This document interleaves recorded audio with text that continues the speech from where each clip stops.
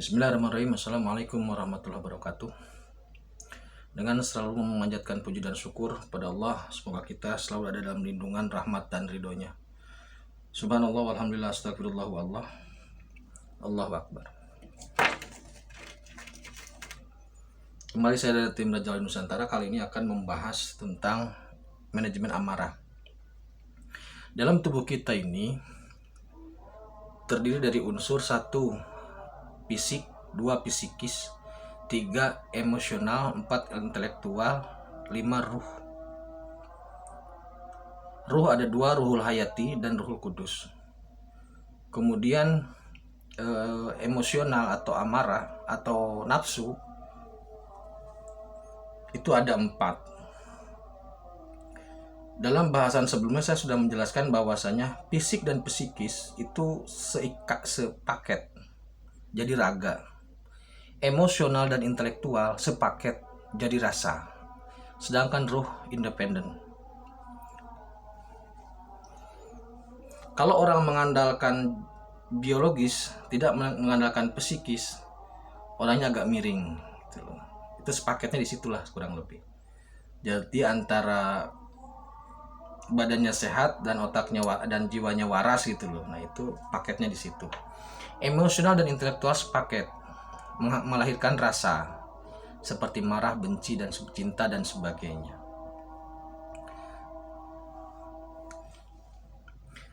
Amarah ini ada 4. Nafsu ini ada 4. Yang pertama nafsu amarah itu bentuknya api, simbolnya api, pendorongnya iblis, tempatnya di jantung. Yang kedua nafsu lawamah itu simbolnya angin, pengendalinya setan, tempatnya di limfa. Yang ketiga nafsu sufiyah itu karakternya air, bentuk simbolnya air, pendorongnya jin, tempatnya kalau tidak salah di perut. Kalau tidak salah, nanti kalau salah saya koreksi di video berikutnya. Yang keempat nafsul mutmainnah, simbolnya tanah, pengendalinya malaikat, tempatnya di hati. Keempat nafsu ini tidak boleh dihilangkan. Kalau dihilangkan nanti akan bermasalah juga. Orang kalau tidak punya nafsu malas gitu loh. Tapi kalau kebanyakan nafsu juga berbahaya. Contoh begini, orang kalau tidak punya ambisi, dia tidak akan mau ngapa-ngapain. Tapi kalau kelebihan ambisi atau api, kebakaran. Kita butuh udara. Udara itu angin, itu adalah limfa atau itu setan. Karakternya meniup-niup, menggembosi atau membisiki. Kalau kita bermasalah dengan, kita butuh angin karena di situ ada oksigen. Tapi kalau angin kegedean, rumah roboh. Gitu. Jadi ini ada karakter masing-masing. Iblis itu di jantung, pemarah. Makanya kalau kita marah, jantung kita berdetak kencang. Di situ iblis. Setan di limpa, cuman membisikin, meniup-niup. Kemudian jin itu karakternya seperti air mengalir, tidak berasa tapi hanyut. Kita butuh air, cuman kalau kebanyakan tenggelam, banjir.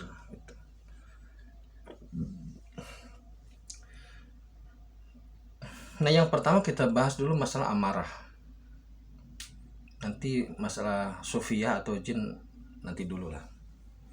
Jadi begini, orang yang paling baik itu orang yang tidak gampang marah, yang sulit marah, tidak gampang marah, dan kalau marah tidak lama. Itu orang yang baik itulah. Karena orang juga dalam sewaktu-waktu dalam hidupnya itu pasti marah. Karena ada nafsunya, ada amarahnya. Walaupun tingkat kemarahannya berbeda-beda ya, tapi yang jelas orang yang paling derajat yang paling baik itu adalah sulit marah, dan kalau marah tidak lama. Derajat yang kedua, gampang marah tapi tidak lama. Jadi marahnya gampang tapi tidak lama. Yang ketiga, gampang marah dan marahnya lama. Urutannya begitu. Yang keempat,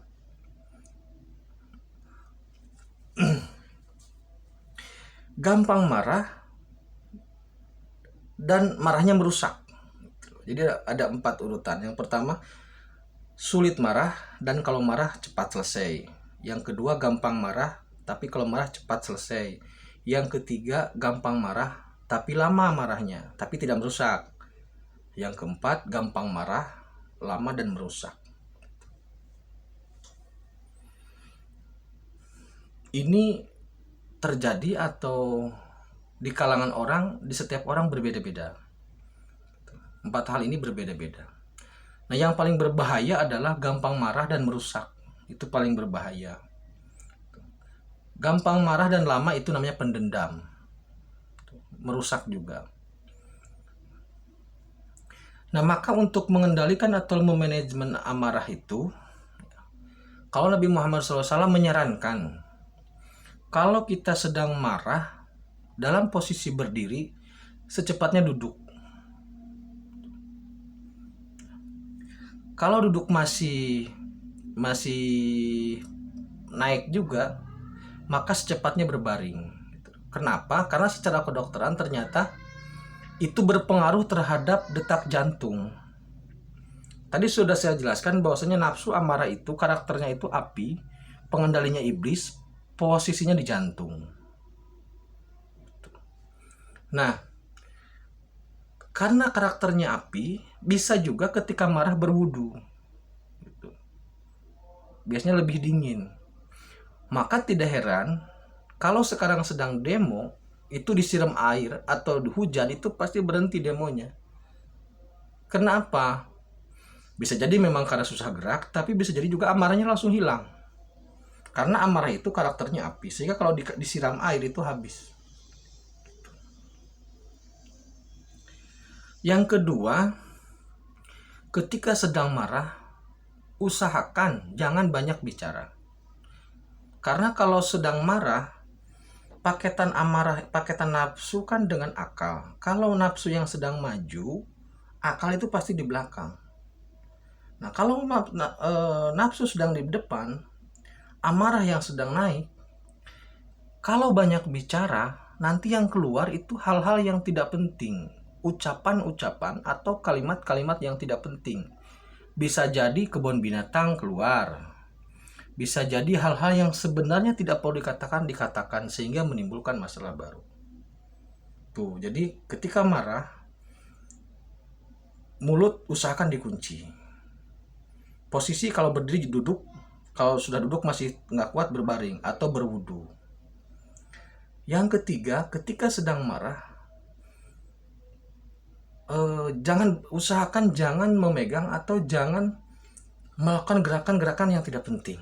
Contoh, ketika sedang amarah, jauhkanlah gelas gitu, piring gitu, karena bisa jadi UFO.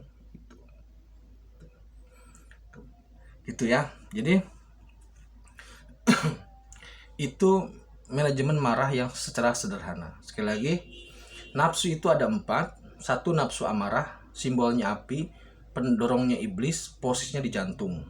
Yang kedua, nafsu lawamah, simbolnya angin, pendorongnya setan, posisinya di limpa. Yang ketiga, nafsu sufia, simbolnya air, pendorongnya jin, posisinya kalau tidak salah di perut. Yang keempat, nafsul mutmainah, posisinya simbolnya tanah, posisinya di hati, pendorongnya malaikat. Gitu ya. Nah, ini yang saya bahas baru nafsu amarah yang didorong oleh iblis, simbolnya api. Gitu ya. Jadi karena api bisa dengan berwudu, maka dia akan berkurang. Kalau sedang berdiri usahakan duduk. Kalau duduk masih panas usahakan rebahan atau sambil wudu, tidak apa-apa, lebih baik. Ketika sedang amarah jangan hindari ucapan, diam. hindari berucap. Hindari barang-barang atau tangan dari memegang barang apapun karena bisa rusak. Yang terakhir, selalu berlindung kepada Allah. Semoga setiap langkah kita, setiap ucapan kita, setiap hati kita selalu dibimbingnya. Demikian yang dapat saya sampaikan. Akhirul kalam. Assalamualaikum warahmatullahi wabarakatuh.